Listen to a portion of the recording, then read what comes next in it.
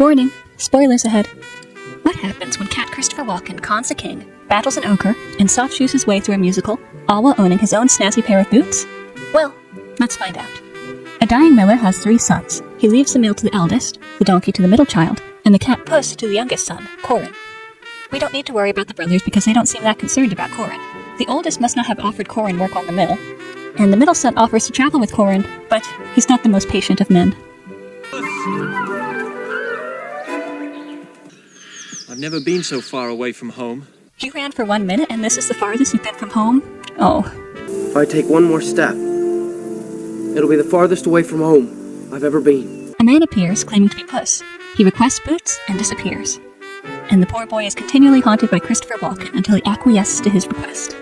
After working odd jobs, he is able to save enough money to buy boots for his cat. Puss appears and can stay in his human form with the boots. And he can sing and dance too. Oh, by the way, this is a musical. You're looking at a happy cat, a watch me dance totes happy cat, a cat who had a dream that just came true. Oh, I used to love this song when I was younger. Puss catches a pheasant. They meet a man running from the ogre. This ogre can transform into any animal. Puss leads the ogre away and then loses him when he changes into a cat again. We learn more about the ogre here. Is he rich? Oh, he's very rich. He has 1,000 rooms in the castle, a chest full of jewels, but he always wants more. He demands 100,000 bushels of corn and 100,000 bushels of wheat from us. And we get another song, a cat's lullaby. Puss catches more pheasant, but it's not for breakfast. He takes it to the king's castle. They are a gift from his master, the Marquis of Carabas. Who is the Marquis of Carabas? Who is he? And why don't we know the name? He brings bunnies and then more birds. Puss has created excitement in the castle. People are curious about this mysterious Marquis. The king wishes to meet him the day after tomorrow. Puss overhears that tomorrow, the king will be busy inspecting the waterworks. But Puss tells Corin that the king wishes to meet him a day earlier than planned. Corin is excited, thinking the king will give him a job in the castle. He is unaware that the king thinks he is a nobleman. Puss suggests Corin take a bath near the bridge.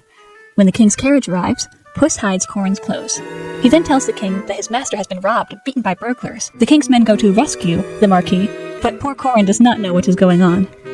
He is given clothes to wear and invited to ride in the carriage. Puss gets to sit with the driver. Corin meets Princess Vera, which leads to a song, of course, about love at first sight. Corin is given a place to stay at the palace and a change of clothes. There is a ball tonight for the princess's suitors. Corin and the princess are instructed on how to act genteel.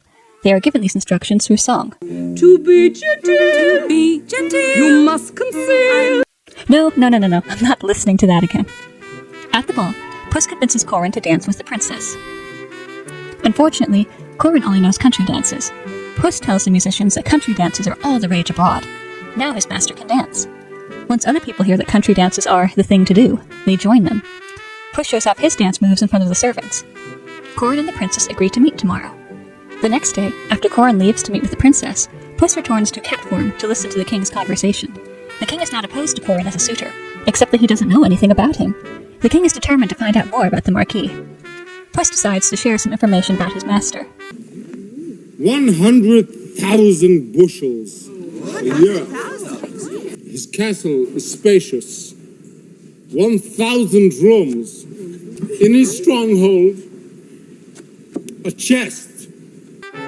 Sound familiar? Puss is describing the ogre's possessions. Corin confesses to the princess his true identity. She is not put off by this. She asks Corin to go to her father and ask for her hand in marriage. When he goes to the king has already heard the rumors about the Marquis's wealth. He wants to see this wealth for himself. Corin fumbles with excuses, but King does not accept them. If it is all exactly as I've heard, down to the last detail, you'll marry the princess immediately.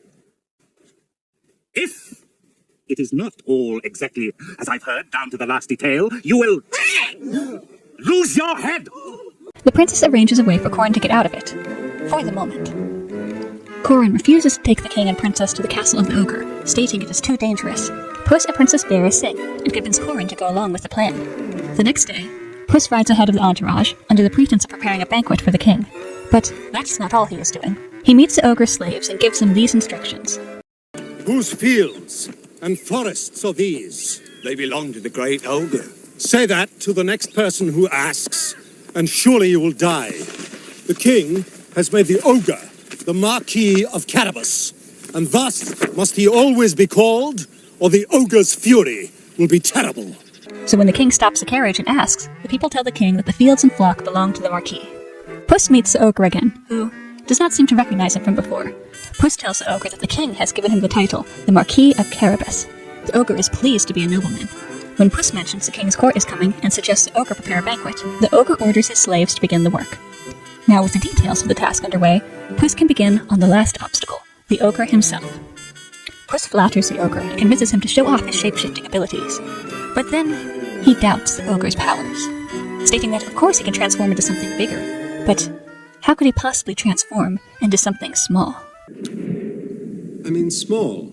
I would not expect you to become anything small.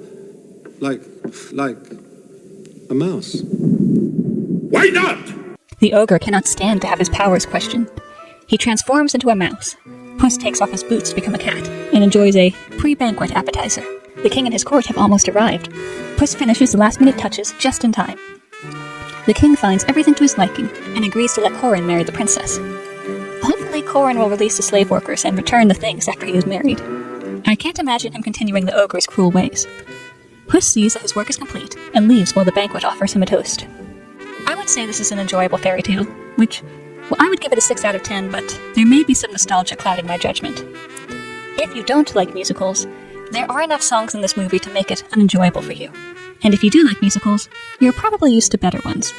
The songs and the singing are okay. As for Christopher Walken's singing, well, this might be a controversial opinion, but I don't think Christopher Walken is a great singer. He does more of a talk singing like Rex Harrison. What do you think? I've got a hunch. It's no more mice for lunch. From mouse to pheasant. Listen to your peerless leader. Once I get me hook in Peter, life will go from sweet to sweeter, I say. Hemlines are shorter, a beer costs a quarter, but time cannot take what comes free. But together we'd have powers. All the jungle's treasures ours. I got desire, you got the fire, but the dream I dream takes two. Anyway, thanks for watching.